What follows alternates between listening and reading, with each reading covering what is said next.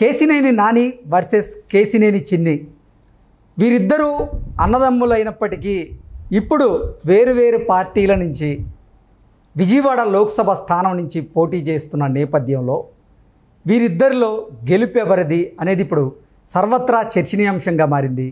ఈ నేపథ్యంలో ఈ అంశానికి సంబంధించి మనతో మాట్లాడేందుకు ప్రముఖ సినీ రాజకీయ విశ్లేషకులు యజ్ఞమూర్తి గారు మనతో ఉన్నారు. సార్తో మాట్లాడదాం. యజ్ఞమూర్తి గారు నమస్తే అండి. నమస్తే కృష్ణ. కేసినేని నాని వర్సెస్ కేసినేని చిన్ని వీరిద్దరూ అన్నదమ్ములు అయినప్పటికీ విజయవాడ పార్లమెంటు స్థానం నుంచి వేరు పార్టీల్లో వీళ్ళు పోటీ చేస్తూ ఉన్నారు. అసలు ఏంటి సార్, వీళ్ళిద్దరిలో ఎవరు గెలిచే అవకాశం ఉంది?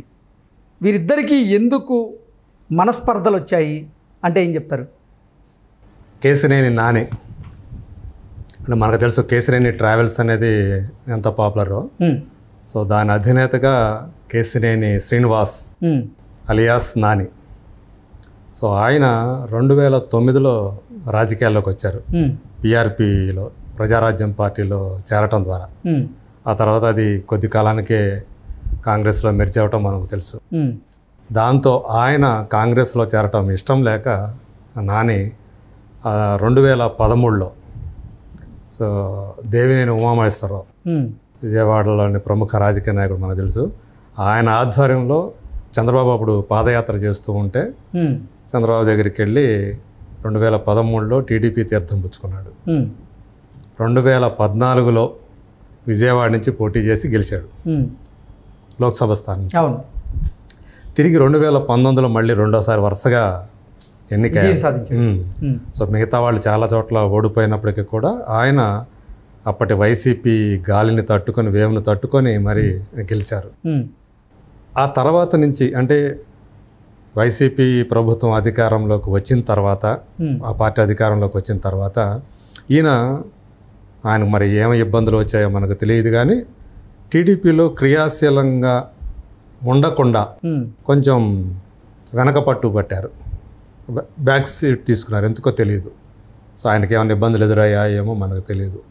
సో చంద్రబాబు నాయుడుకి కష్టకాలం ఎదురైన టైంలో కూడా ఆయన రాకపోవటం, మహానాడుకి ఒంగోలులో మహానాడు జరిగినప్పుడు దానికి రాకపోవటం, సో ఇవన్నీ మనకి తెలుసు.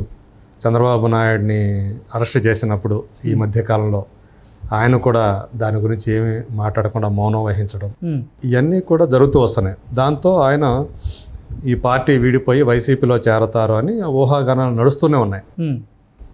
ఈ మధ్యలో యాక్చువల్గా కేసినేని నానికి ప్రతి ఎన్నికల్లో కూడా, అంటే 2014లో కానివ్వండి, 2019లో కానివ్వండి, ఆయన వెన్నంటే ఉండి ఆయన ఆర్థిక వ్యవహారాలు చూసుకుంది ఎవరంటే చిన్నినే. సో అతని పేరు శివనాథ్, కేసినేని శివనాథ్. సో ఆర్థిక వ్యవహారాలన్నీ ఆయన చూసుకుంటూ వచ్చారు. ఆ తర్వాత 2022 నుంచి ఆయన టీడీపీలో క్రియాశీలకంగా మారారు. ఈయన ఎప్పుడైతే బ్యాక్ సీట్ తీసుకున్నారో నాని, ఈయన ముందుకు వచ్చి క్రియాశీలంగా వ్యవహరించడం మొదలుపెట్టారు. అన్నా క్యాంటీన్స్, ఆయన అంటే మొబైల్ వెహికల్స్ ద్వారా అన్నా క్యాంటీన్లతోటి అన్నదానం నిర్వహించటం, కుటుంబ మిషన్లు పంపిణీ చేయటం, జాబ్ మేళాలు పెట్టడం, ఇట్లాంటివన్నీ కూడా సేవా కార్యక్రమాలు చేసుకుంటూ వస్తున్నారు.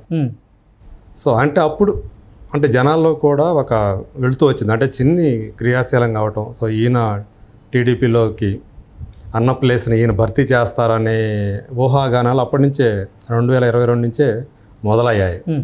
సో తర్వాత చంద్రబాబు నాయుడు అరెస్ట్ అయిన తర్వాత కాలంలో ఈయన కదలరా అని చెప్పేసి ఒక సభ పెడితే దానికి ఈయన ఇన్ఛార్జిగా పెట్టారు చిన్నిని.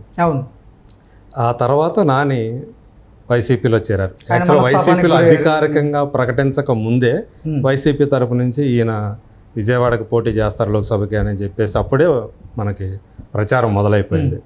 సో ఈ నేపథ్యంలో మీకు ఇంత చెప్పాను, మహానాడు ఏదైతే జరిగిందో ఒంగోలులో, దాని మీద ఆయన తమ్ముడి మీద విజయవాడ పడమట పోలీస్ స్టేషన్లో కేసు కూడా పెట్టాడు నాని. ఎంపీ స్టిక్కర్ వేసుకొని వాహనం మీద వెళ్ళాడు అని చెప్పేసి. సో ఇట్లా అన్నదమ్ముల మధ్య గొడవలు బాగా ఉన్నాయి అని చెప్పేసి మనస్పర్ధలు వచ్చినాయి వీళ్ళిద్దరికి. అది కారణం ఏదోమిత్తంగా తెలియదు, కానీ బహుశా ఆర్థికపరమైన విషయాల్లోనే ఇద్దరి మధ్య విభేదాలు వచ్చాయని చెప్పేసి అంటారు. అందు గురించి చిన్ని ఇక్కడ హైదరాబాద్కి వచ్చి కేసినేని డెవలపర్స్ అని చెప్పేసి ఒక ఫరం పెట్టేసి కంపెనీ పెట్టేసి దానికి సీఈఓగా వ్యవహరిస్తున్నాడు ఆయన. సో అట్లా ఆయన మామూలుగా బీటెక్ చదివాడు ఆయన. అట్లా తను కూడా సపరేట్గా ఒక ఎస్టాబ్లిష్ చేసుకుంటూ వచ్చారు తన సొంతంగా. సో ఈ రోజుకి సో కేసినేని నానికి గట్టి పోటీ ఇతనే వేస్తాడు, తమ్ముడైతేనే వేస్తాడు అనే ఉద్దేశంతో సో టీడీపీ అధినేత చంద్రబాబు నాయుడు ఆయనకి విజయవాడ పార్లమెంటు అభ్యర్థిగా సీటు ఇవ్వటం అనేది ఇప్పుడు ప్రాధాన్యత సంతరించుకుంది. సో ఆయన హ్యాట్రిక్ కొడతాడా నాని, లేదా అన్నను ఓడించి చిన్ని గెలుస్తాడా అనేది ఈరోజు అక్కడ ఒక ఆసక్తికరమైనటువంటి విషయంగా మారింది. ఏంటి మరి మీ అభిప్రాయం ఏంటి? ఎవరు గెలిచే అవకాశం ఉంది? కేసు క్షేత్రస్థాయిలో ప్రజల అభిప్రాయం ఏ రకంగా ఉంది విజయవాడ ప్రజలంటే అని చెప్పారు?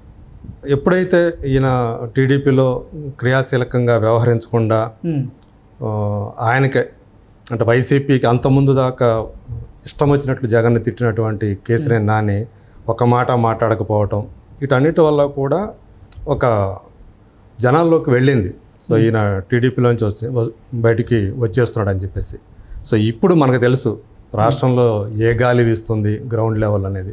సో దాన్ని బట్టి ఈసారి తమ్ముడి నుంచి తీవ్రమైనటువంటి పోటీని ఆయన ఎదుర్కొంటున్నాడు అని చెప్పేసి గ్రౌండ్ లెవెల్లో మనకు అందుతున్నటువంటి సమాచారం. సో చిన్ని అన్నం మీద గెలిచి విజయం సాధించే అవకాశాలు ఉన్నాయి అని చెప్పేసి కూడా చాలామంది అభిప్రాయపడుతున్నారు ప్రజలు. ఏదేమైనా చూడాలి ఇప్పుడు. అసలు ఇదైతే మొత్తం అంటే రాష్ట్రంలోని పోటీ బాగా రసవత్తరంగా ఉన్నటువంటి స్థానాల్లో విజయవాడ లోక్సభ స్థానం కూడా ఒకటిగా విశ్లేషకులు అందరూ కూడా గతంలో ఇద్దరు అంటే అన్న పోటీ చేసిన సందర్భంగా తమ్ముడు కూడా అన్నకి సపోర్ట్ చేస్తూ వచ్చాడు కాబట్టి వరుసగా 2 సార్లు కూడా విజయం చేకూరింది కేసినేని నానికి. ఈసారి కేసినేని నాని వైసీపీ నుంచి, అలాగే కేసినేని చిన్ని ఏమో టీడీపీ నుంచి ఒకే పార్లమెంటు స్థానం నుంచి బరిలో ఉన్న నేపథ్యంలో అసలు ఏంటి అనేది ఇప్పుడు నిజంగా అంటే సర్వత్రా చర్చనీయాంశంగా అయితే మారింది. సో అసలు అంటే కేసినేని చిన్నికి ఎవరు సపోర్ట్ చేస్తున్నారు, కేసినేని నానికి ఎవరు సపోర్ట్ చేస్తున్నారు అంటే ఏం చెప్తారు? ఇంతకుముందు ఎలక్షన్స్లో ఏదైతే ఈయన చూసుకుంటూ వచ్చారో వెనక ఉండి అట్లా ఈయన నేరుగా ఓటర్లతో మమేకమైనటువంటి వ్యక్తి చిన్ని. సో ఈ మధ్యకాలంలో ఈ సేవా కార్యక్రమాలతో కూడా ఆయన దగ్గరయ్యారు బాగా ఓటర్లకి. సో ఆ రకంగా నాని కంటే కూడా ఈరోజు అక్కడి ఓటర్లకి ఆ ప్రాంత ఓటర్లకి చిన్ని సన్నిహితుడిగా మారాడని చెప్పేసి చెప్పుకుంటూ ఉన్నారు. సో ఆ రకంగా చిన్నికి విజయావకాశాలు కూడా ఎక్కువగా ఉన్నాయి అనేది ఎక్కువ మంది చెప్తున్నటువంటి విషయం. సో ఈయనకు కూడా చంద్రబాబు నాయుడు గారు కూడా కొంతకాలంగా ఈ 2 ఏళ్లుగా చిన్నికి ఎక్కువ ప్రాధాన్యత ఇవ్వటం కూడా ఈ నానికి కొంచెం కష్టమైనటువంటి వ్యవహారం. అందు గురించి ఆయన చివరికి వైసీపీ తీర్థం పుచ్చుకున్నారని చెప్పేసి మనం చెప్పుకోవచ్చు. ఇప్పుడైతే మాత్రం ఖచ్చితంగా ఆయనకి ఒక రకంగా చెప్పాలంటే ఒక వ్యతిరేకమైనటువంటి గాలి వీస్తున్నదనే చెప్పాలి.